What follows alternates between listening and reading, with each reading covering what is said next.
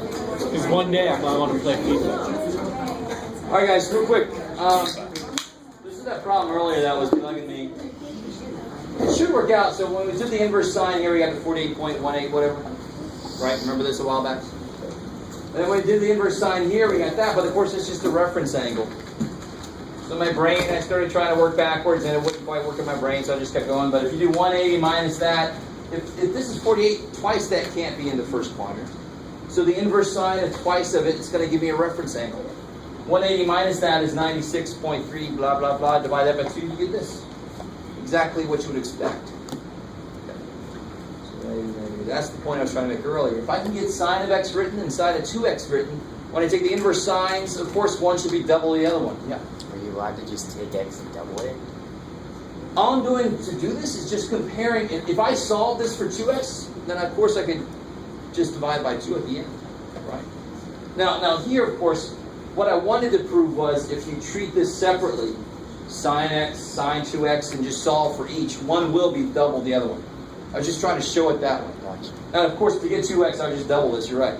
But I want to show you that if we use the formulas to get sine 2x, then we do the inverse sine, I should get double what we already know x to be.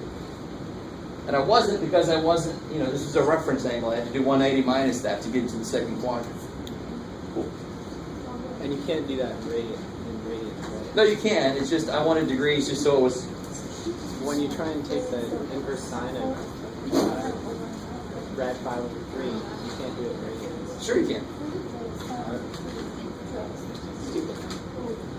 No, 5 over 2. That's bigger than 1. It freaks out. Yeah. Can we just stop at sine of 2x, or do we have to take it inverse? No. This is Jeff. This is the end of the problem right there. Just your And then this is me going further, just saying, hey, this is kind of cool. Let's see if 2x is really double x. Yeah.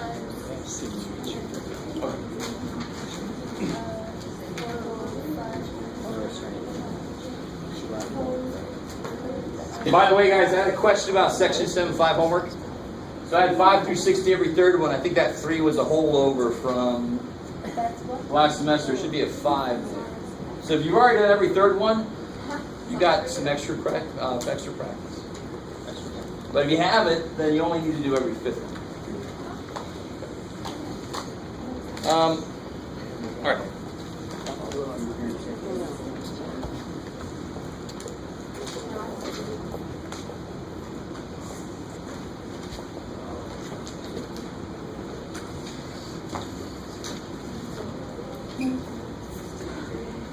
In a way, this is going to be hopefully not satisfying, and it should, because this isn't the whole picture. This isn't the only way to graph complex.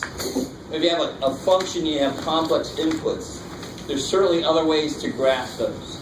This is not even that level. This is just taking a complex number. And can somebody give me an example of a complex number?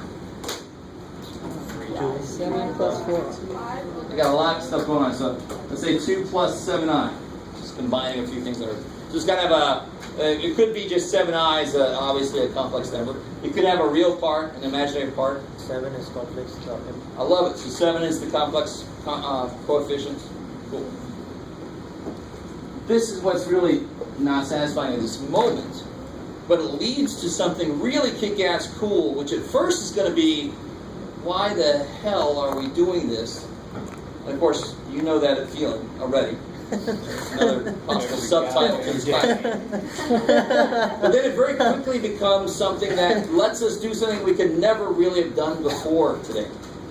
So you just got to trust me on this. Okay, Jeff. If you're still here, you trust me to some degree. So if I want to graph this, this is the part that's not so satisfying. This is the real line. This is the imaginary line. So it'll be 2 on the real, 7 on the complex, on the imaginary, sorry. So that would be Okay. that. Say that one more time. It's simply, in general, if I have A plus BI, I can look at it as a point AB. Then that's the other one 0. Yeah. So this is the complex number 2 plus 7i. if I wanted to plot the complex number 5, that of course would just be here. It's all real, not complex at all. Not imaginary. It is complex. If I wanted to do z equal to 3i, and negative 3i, and that would be down there. So that in itself is nice because it's so damn easy, but it's also like, well, it can't be all there's to it. And it isn't. But this does get us in the direction we want to go for right now. And where we're headed, let me just give you a little motivation. If I said find all answers to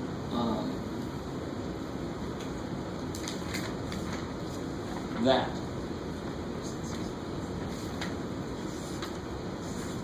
Now I put a z in there for 2 reasons. And I don't know the second reason. The first reason is, it's a good one, I like that. 2 reasons I did that. One of them I don't know. But, I mean, the answers are going to be complex, so I kind of gave something away, so I'm trying to get to. Obviously, how could you factor that? 2. And you quickly run into something you don't even want to deal with. What's the first step on factoring this thing? Oh no. And this is a plus. Oh. Z3 plus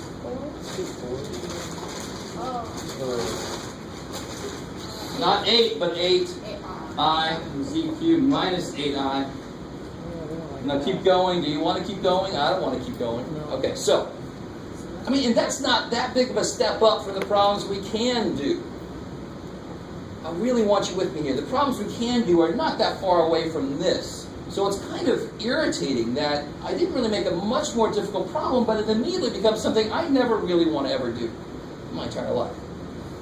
So what happens a lot in mathematics is we say, is there another way to represent this problem? Is there another way to represent this problem, and maybe it's easier to do in that other representation? That was the whole point of polar coordinates in the first place, was that there are certain things that are easier to do in polar than it is in rectangular. So we're heading in the direction of, dear God, give us another way to do this, right? And it's not, you can't just do this. There's 2 reasons why you can't do this. And both of them I know this time. I can't do the 6 through a negative number directly. I've got to kind of take into account the complex numbers, but we don't even know 6 roots and how they apply to complex numbers, right? Mm-hmm. And secondly, this is not even the whole answer. It'd be at least plus or minus. And actually, that's not the whole answer, because how many answers should I have to this? 6, to be a little more precise. So where are the other answers? Oh, shit. They come from here, but oh my God, I don't want to go back to there, please. All right, so hopefully I've gotten a little motivation for why we're doing what we're doing. Everything we've got to do right now is kind of leading us in that direction. Some of the stuff we do could be used in other things, but right now we're heading in that direction. Okay, so help me out here. What would, just if I wanted to, what is that? How long is that?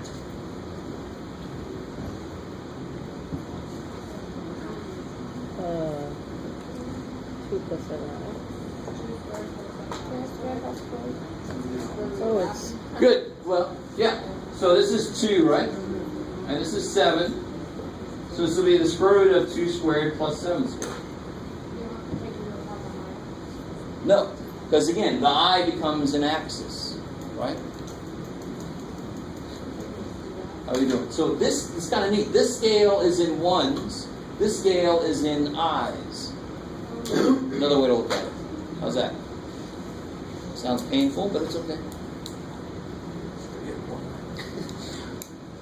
So in general, the name for this is, and of course, what do we get here specifically? 53. So this is called the, you're going to love this. It's called the modulus of that complex number. If you're following along at home, this is on page 556. I call it the absolute value. And why does that idea of absolute value make sense here? And this is something we haven't seen until now. This is the first type of number that itself is two-dimensional in some way. The absolute value, before today, we could not do this. Now we know how to do that. Because the absolute value of a number is defined to be what? Positive. Positive. Be more specific, why is it positive? Because it's defined to be the distance from 0. And how far is that point from 0? That length, which is that. Oh. So, I don't call it modules. I'm not going to use that language. And actually, I don't even really call it absolute value. That's closer. So we'll call it absolute value of that is just the square root of that. So in general, the length, the absolute value of a complex number is the square root of a squared plus b squared. Second? That's 7? This is 7. Okay. Yes, sir. Now this is just, remember, now a lot of what we're doing right now is repetitive. I mean, the minute I start doing this and I start talking about that, it's not just r. Wasn't r squared equal to x squared plus y squared? You guys remember that from not long ago at all? Right? R squared equals x squared plus y squared for polar form.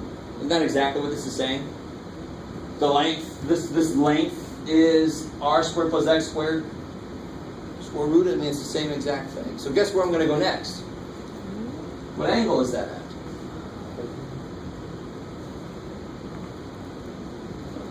It's 30. just so honest. It's like, well, it's not a big deal. Look at the triangle we got. We got a triangle 2, 7. So tangent theta must be 7 over 2. Right? And again, that's the conversion step between rectangular and polar, right? Not a big deal. How do you get theta? You solve that. So what do you get for theta?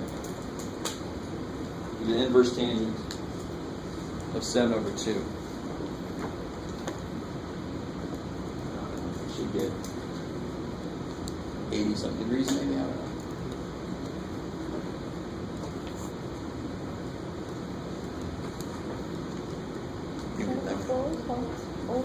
So, 74 degrees just about, roughly. Okay, cool. All right.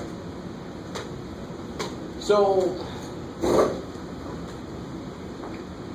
that's interesting. So now we've taken a complex number, we've grafted on a real and imaginary plane, and we can start talking about it the same way we did converting xy points. And also, that still isn't, if you really think about it, isn't very satisfying in itself. We kind of arbitrarily made this into a point, and then we can apply the same logic we applied to regular points before. Nothing amazing yet. So, let's take a step back. If I'm given an r and a theta, so I'm given this z point here.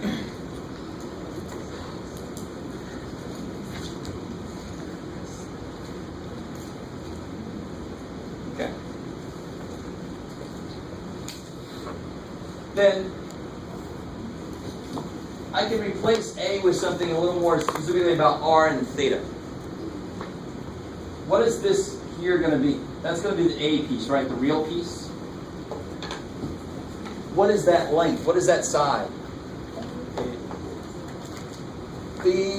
Talking about r and theta. I want A equal to something in terms of r and theta. Is what I really want. And again, this should just be our polar form conversions, right? And this is going to be r cosine theta. So what's B going to be? Crazy. So how can I rewrite Z then? Stay with me now. I know on one level this should be like, wow, Jeff, you made a point. You did the same shit we did before. Okay, great. Well, again, we're heading in this direction. I got to kind of formalize this. And now we're going to do something we didn't do before. We're going to take what we just said and say any formula, any complex number they give me can be written in the form r cosine theta plus r. I got to be careful. This is bi, right? So ri sine theta. So what did I do? What's A? R cosine theta. What's B? R sine theta. So all I did was replace A and B. More generally, it's called R times cosine theta plus I sine theta.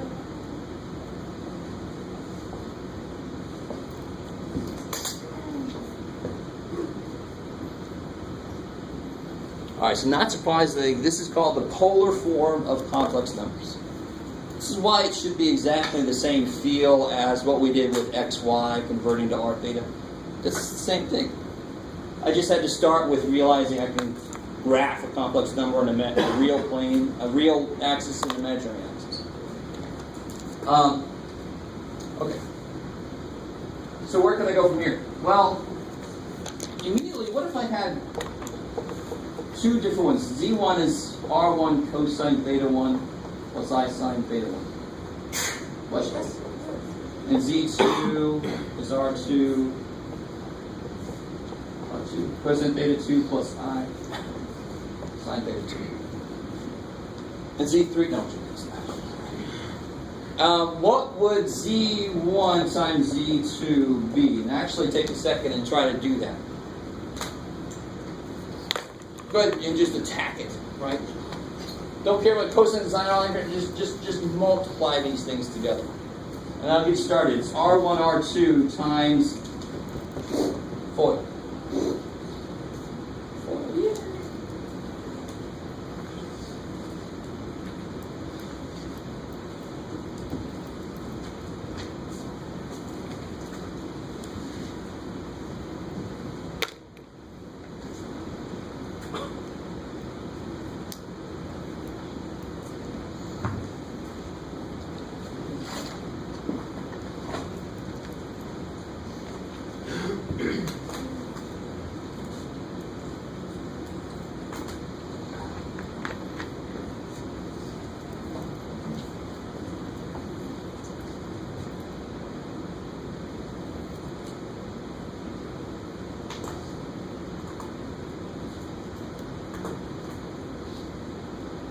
So much of mathematics is you start with theory.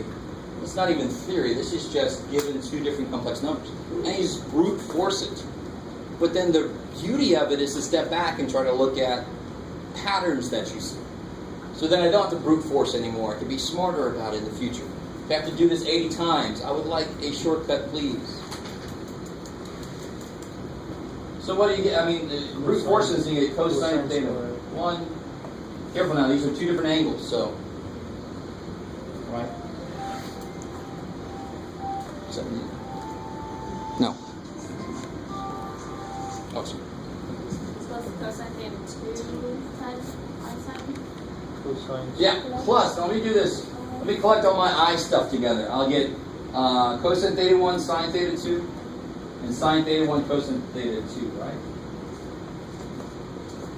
Is that cool? That'll be my I stuff. Those will all have I's attached.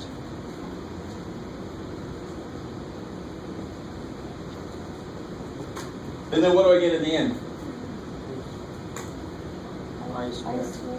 The I squared is 1. Minus 1. negative 1. So I get minus sine theta 1 sine theta 2. Now, somebody help me out. What is sine, cosine, plus sine, cosine? What is that?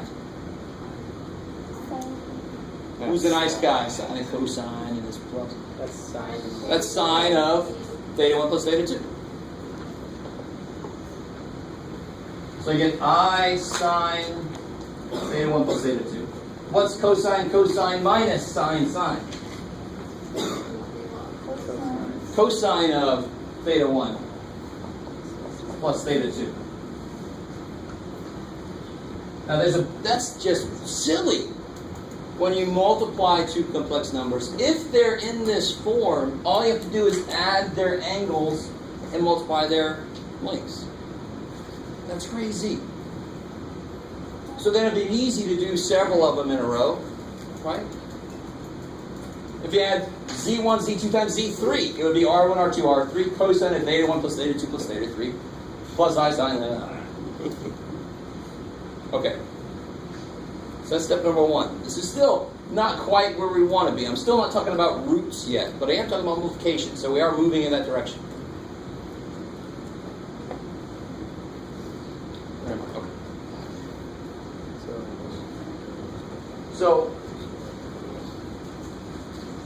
if I would apply this same rule, but I allowed it to be itself. So if I take basically z and square it, and then use this rule, then I'm allowed, then theta 1 plus theta 2, I don't have to write like it, it'll be theta plus theta. You guys kind of with me? If theta 1 and theta 2 are actually both theta, if I have the same thing, z times z, using this rule, it'll be r times r times cosine of theta plus theta plus I sine of theta plus theta. Well, that kicks ass. Z squared, r squared, and then just double the angles. So then what would z to the 11th power be? R to the 11th. Cosine of 11 theta plus I sine 11 theta.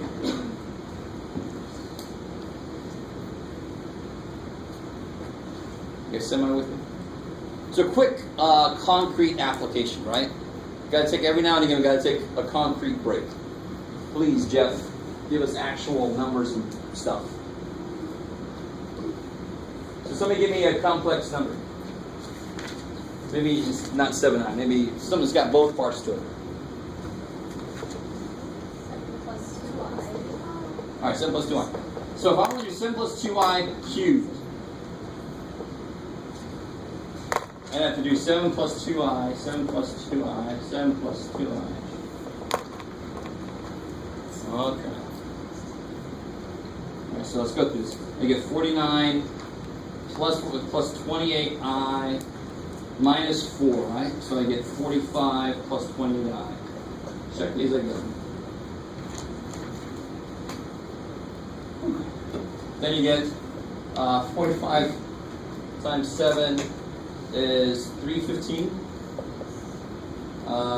plus 90 plus 196, 286, I think, in the middle. Definitely check my work. And then minus, you could do it, Jen, 56.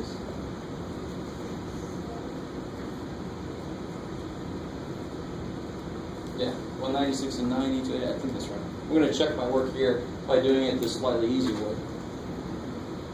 Or in this case, it's not really that much less work to do it that way, because I have to rewrite this in terms of r and theta. But I immediately, if I make this to a 7th power, I'd much rather do it that way than this way. Hell yeah. So then here I end up with something. 254, 259, 259 minus plus plus 286i. How's that? All right, so let's try it that way. So now we have this. Let me write the more general rule. Zn, z to the n power is r to the n cosine n theta plus I sine n theta. I mean, that's just so nice. I would not guess that that would happen. But we used identities and such that we all believe in. And it comes out to this. It's awesome. It's a really nice format. So so now I've got to rewrite this z in terms of that. I managed to turn it the opposite from, or actually you guys gave me the suggestion. Didn't you? But remember I think we had 2-7 earlier. So now we have 7-2 the other way. So somebody help me out. R was 7. Square root of 53, right? And theta was, are you guys with me? I'm trying to rewrite 7 plus 2i in terms of r and theta. So r squared is 7 squared plus 2 squared. R squared is 53. Tangent theta has got to be y over x. So 2 over 7. So what do we get for that? What's the inverse tangent of 2 7s? 15.9.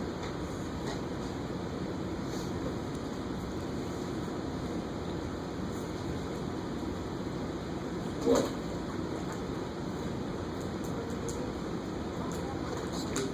Yeah, let's be a little more, let's see, 2.945.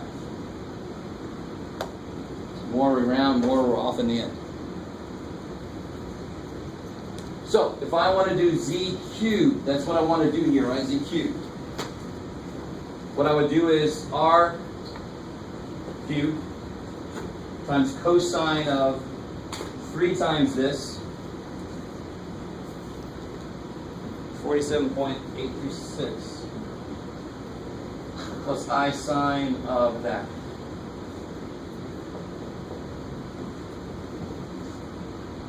So see what we get. Square root of 53 cubed, I get 385.8458, blah, blah, blah. And I want to multiply that by cosine of this and sine of this to get the real piece and the imaginary piece. I'm just doing what this says to do, right? That's all I'm doing. Just doing what this says to do. It said to cube that. Okay. Now I'm going to multiply that by cosine of 47.836. And I get 259, basically, 0.000, 259.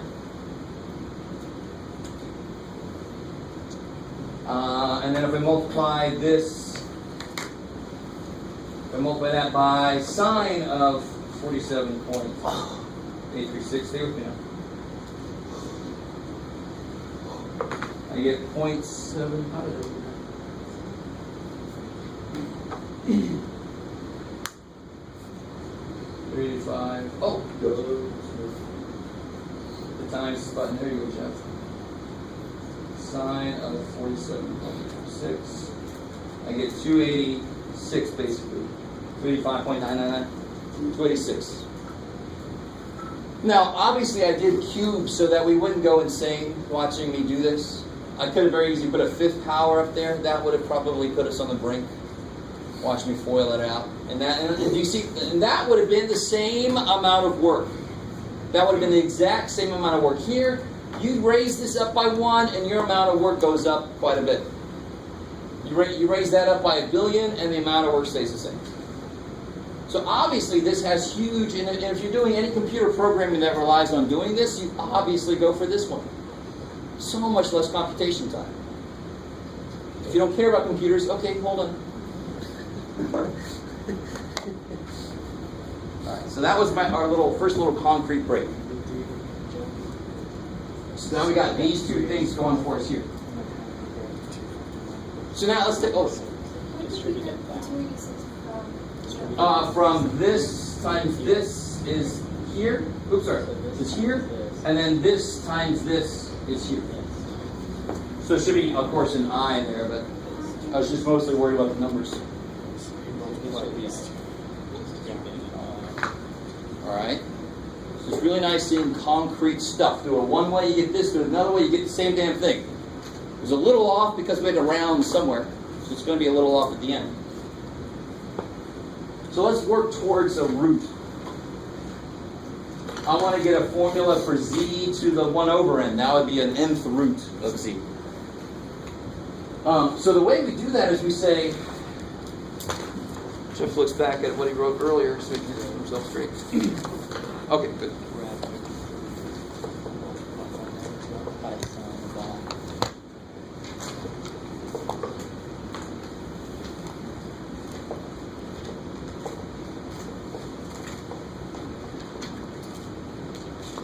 I want to use the thing I know to help me come up with the formula for what I don't know yet. So I want to find W so that I have to raise it to the nth power to get Z. Then what is Z? What do I do to Z to get W then? If W n is Z, Z to the 1 over n is W. So if I can find W so that I have to raise it to the nth power to get Z. And that sounds like a statement that belongs in a math class. You guys with me? Find W so that I have to do this to get Z. I actually end up getting Z to the 1 over n. Now think about it. What would it have to be? W is, of course, itself going to be in this format.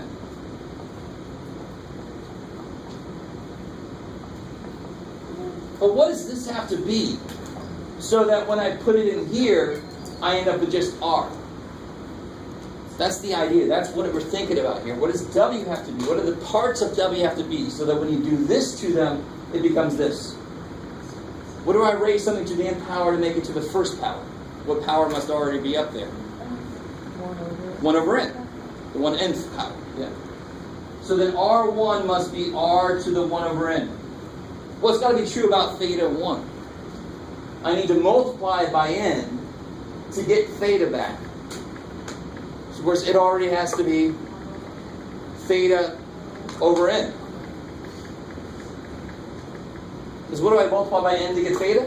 Theta over n. So theta 1 has to be theta over n. So let's collect what we figured out here. Put it up here. We figured out the z to the 1 over n, because that's what w is. W is z to the 1 over n because it takes n of them to make z. So what have we figured out? It must be r to the 1 over n times cosine of theta over n, leave some room, plus I sine of theta over n. Leave some room.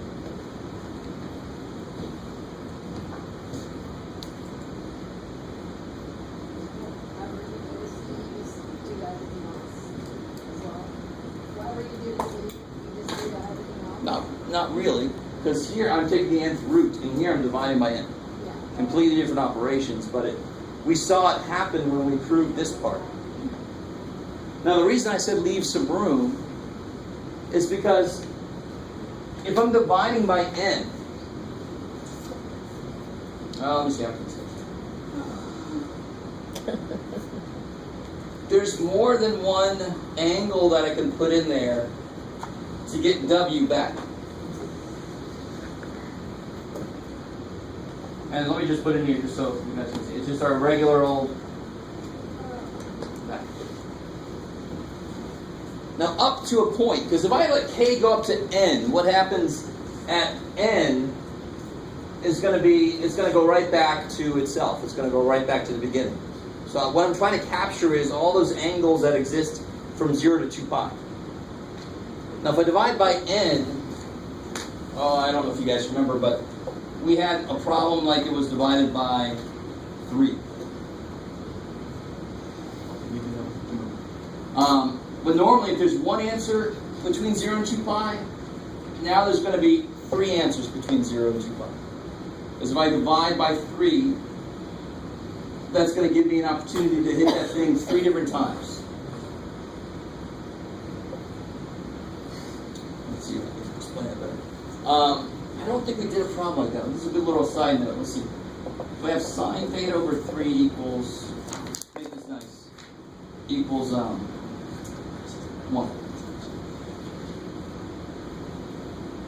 What do we get here? Theta over 3 has to be what?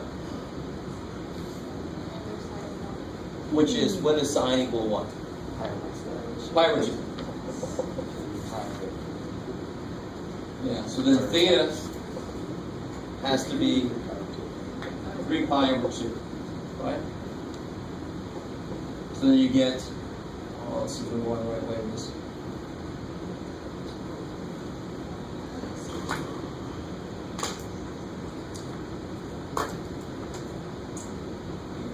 See if I can make the problem do what I want it to do. Yes.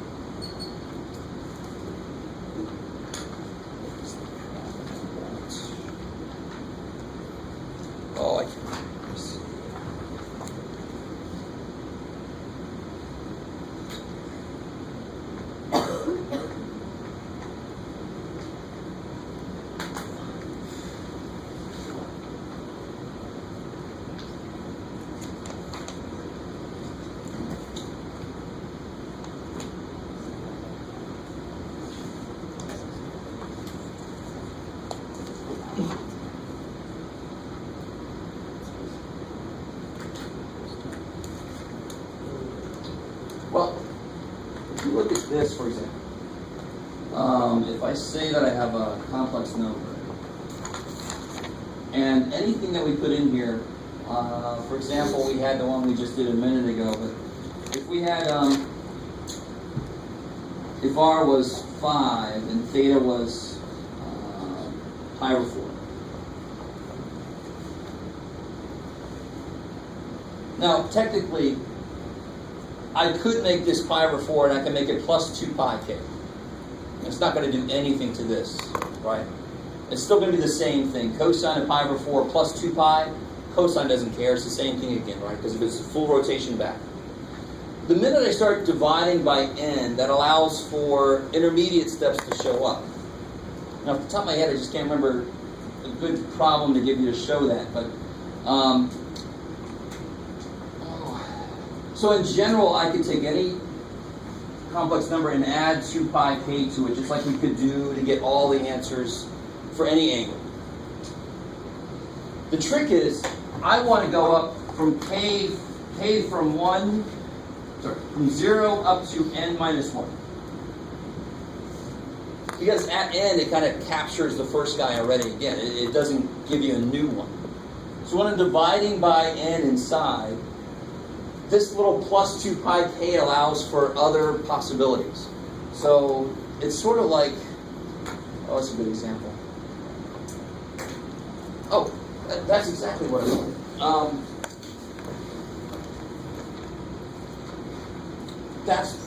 It was the other way around. That's fine. So remember when we had we solved the problem, we got 3 theta equals pi over 4 or something, plus 2 pi k. And then we divide by 3, so we get pi over 12 plus 2 pi k over 3. And I want to know, what are your answers from 0 to 2 pi? What are all the answers? Well, if it wasn't 3 theta, I would have just had one answer, pi over 4. But because we divided by 3, we now get 3 answers. And there's a certain k that I can go up to where I'm not going to leave 0 to 2 pi. So I get my pi over 12 answer. If I made k equal to 1, I would get pi over 12 plus 8 pi over 12, 9 pi over 12. So I get pi over 12, 9 pi over 12 for k equal to 1. And what's k equal to 2 give me? 4 pi over 3, it's going to be 16 pi over 12, which is 17 pi over 12. If I try to do one more, see how I keep adding 8? Another 8 would be 25 pi over 12. I've left 0 to 2 pi. Okay. So I was trying to make the division happen too early in the example I was trying to give you. Here's the division happening on an angle that exists. The minute I divide by 3, it actually allows for more things to fit in there than did before. There would have been just one answer if it wasn't divided by 3 eventually. Now there's 3 answers that fit in there. So here, there's going to be n answers that fit in there. 1, 2, 3, 4, 5, 6, 7, 8, 9, n. I got to stop at n minus 1. Because if you go too far, you're going to get that thing that's actually outside of here that comes back to the beginning. Okay. So, let's go back to that first example I had up here, the motivating example.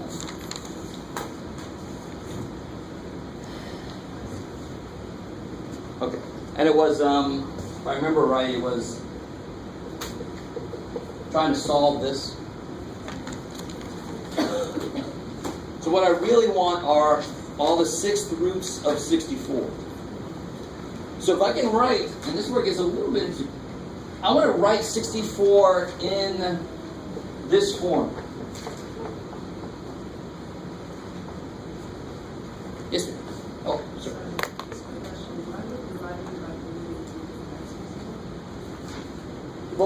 Well, one nice thing is we actually see it happening. It gives me 3 possibilities. But also, if I divide by 3, it allows, what's another way to say this? It allows for possible answers. If I had, for example, in this thing,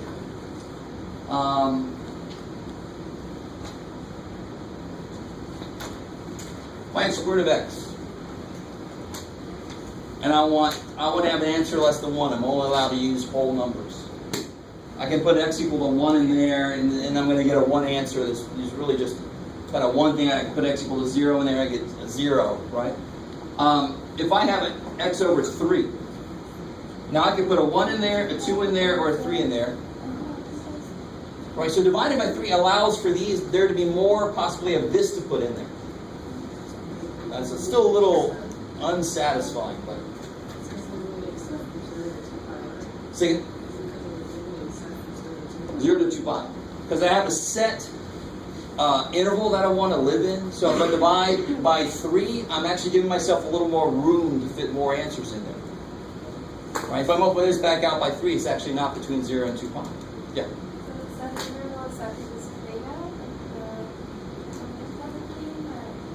Yeah, all the answers that live in here, this is where theta has to live.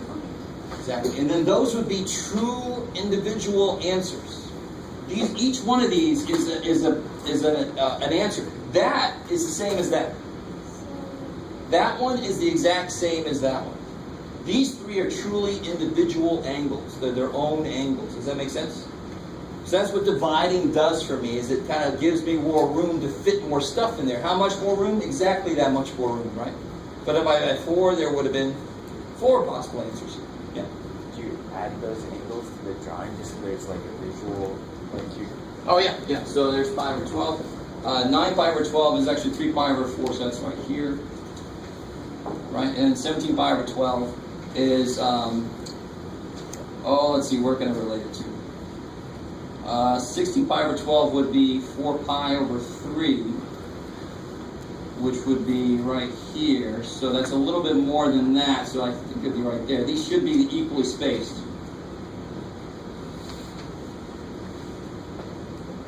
So my scale kind of sucks there. Is that better?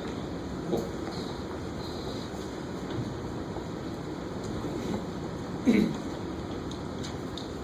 All right. So if we go back to this, if I want to answer this question, and really to answer this question, I need to know all of the 6th roots of negative 64. Right? All of those 6 roots. Writing it like this is not good enough, because that makes it look like there's one answer. If you do this, well, that's nice for you, but it's still not enough answers. We know it. I'm just writing it as reference. I want to find all of the 6 roots of negative 64. So the first thing I've got to do is make negative 64 into that form, and then I can use this rule. And again, this feels a little weird, because what's the imaginary part here? 8, 9. There ain't none, right? What's R going to be, though? So this is all real. So here's negative 64. So this distance obviously is 64 distance, right? So R is 64. What's theta got to be? Yeah, theta's got to be pi. This is cosine pi plus I sine pi. So that's 64. That's negative 64 written in polar form. How are we doing so far? What's up? Sorry. So it's really in the extreme cases when they sit on an axis. I don't have to do all the work. You actually could do all the work. You could use square root of negative 64 squared plus 0 squared. Well, that's 64. What's the tangent theta would have to be b over a. It's going to have to be the imaginary part over the real part. So when is tangent equal to 0? At 0 or at pi, right? So there, pi makes sense to me because I want this to be negative 64, right? So I can do the work. I don't need to. It's an extreme case. It's sitting on an axis. I don't need to do all this work, but if I did, it would still give me the same answer. Right. So, but you can use this logic for only when they lie on the axis. No, Oh. you can use this logic here all the time. Oh no, the other way. Going straight like that, like I did first, you can only do that when it's on the axis, yeah. So those are the special cases when they Yeah, lie. I'm going to sit right on an axis, a special case, because then the Pythagorean theorem doesn't come into play. I don't have a triangle. I flatten the triangle, right? So, yeah, it's an extreme case. So it should either be hard or easy. And in this case, thankfully, it's easy. Yeah. So basically we're graphing C plus 8 minus negative 64. Again, Again, that's the only way I can really write what we're talking about directly.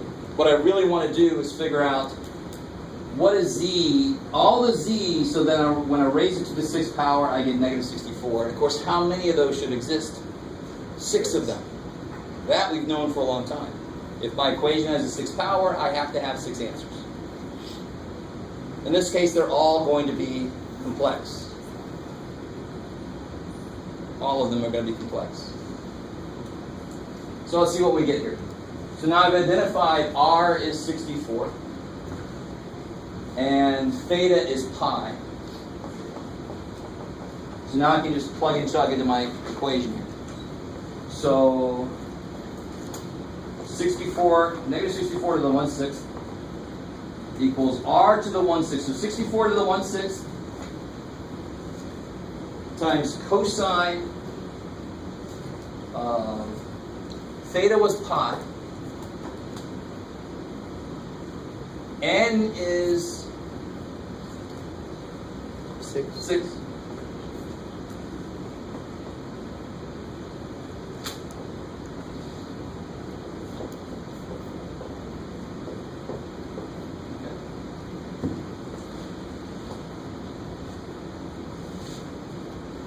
Now, again, very often we get problems that look like they're difficult because we're not used to the format. When you get used to the format, this is not difficult. Then we get problems that look difficult because there are several parts to them. Because now what do I have to do? I have to let k cycle through everything it's supposed to cycle through. It's supposed to go from 0 up to 5, 1 less than 6. So if I let k equal 0, what is 6th root of 64? 2, because 2 to the 5th is 32, 1 more 2 is 64. Cool, so that's 2. Let's just make that 2 forever. That's 2. So when k equals 0, what do I get? I get 2 times cosine of the k 0, I get pi over 6, plus I sine of pi over 6.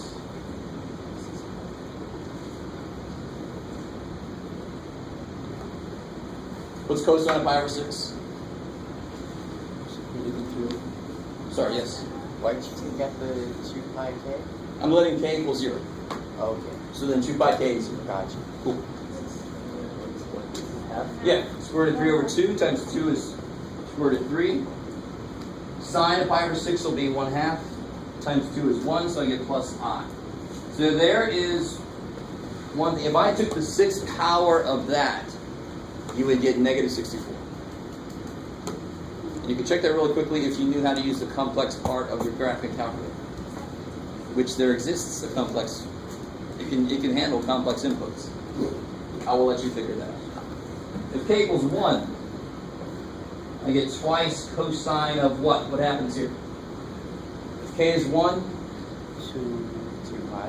yeah, pi plus 2 pi. 3 pi over 6 is pi over 2.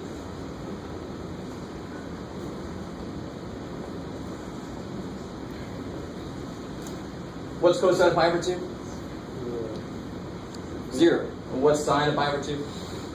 1. So I get 2.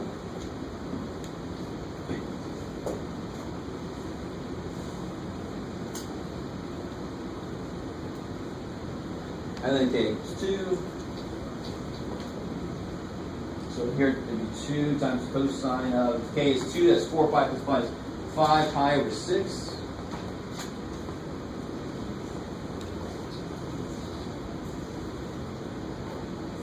It's going to look a lot like k equals 0.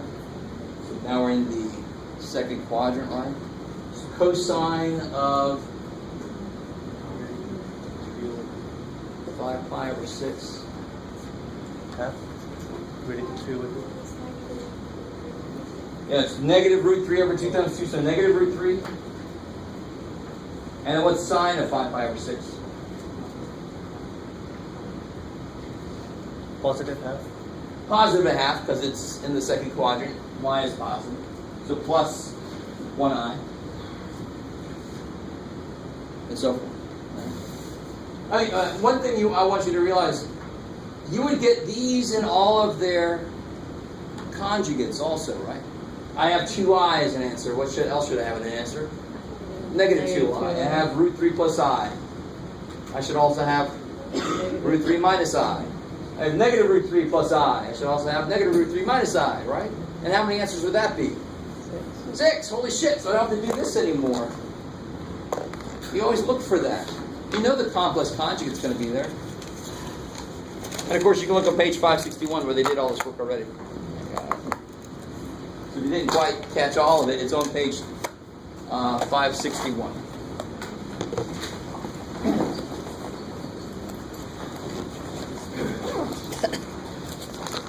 So what you hope for is to not let this power here, this root, get too large. But even if it was 8, I really just have to do 4 of these and then get the complex conjugates. It's not a crazy amount of work. Whoa.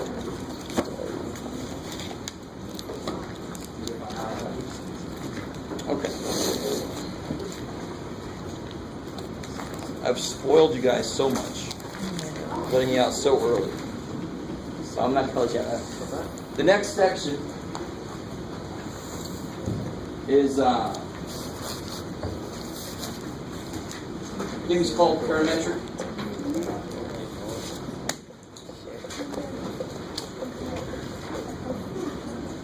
Just to give you a little taste of this. Parametric equations is the first place that we're actually, it's a little more true to life in a lot of ways. I can say something like this, use a parametric equation.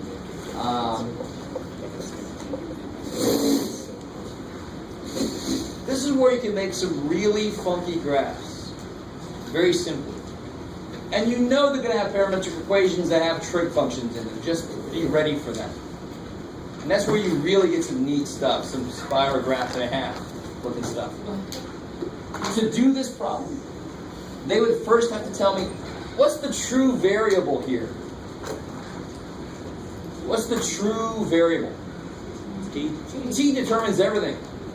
But I still, what I want to do, here's the trick with parametric. Parametric really means that there's something behind the scenes. There's 2 things that I see, but there's a third thing that affects both of them. And that feels like a lot of things you run into in real life. Right? If anyone's taking statistics, it feels like something in part of statistics, but even beyond that, there's always something in the lurking. So to do this problem, they got to first tell me t exists on what interval. So let's say t is from 0 to 4, maybe. You remember this. So then t, now I just start plugging t in like it's a variable, because it's what it is. If I let t be 0, what's x going to be? 0. And what's y going to be? 0. I love it. If t is 1, what's x going to be? 2. 2. What's y going to be? 2, 3. But negative 2. Negative 2, so forth. The thing to realize when I go to plot this, it's just the x, y point. So 0, 0, 2, negative 2, so forth. And then if it was 2 for t, I would have t for 2. So here's 4 minus 6 is negative 2.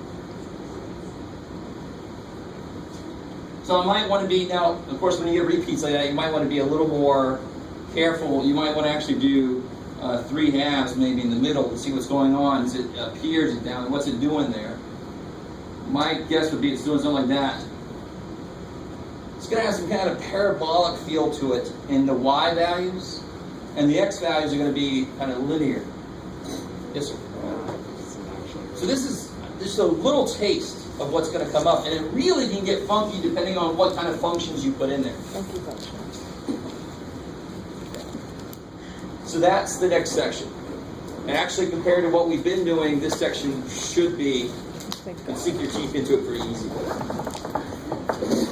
All right. I'll see you guys next week. Looking forward to it.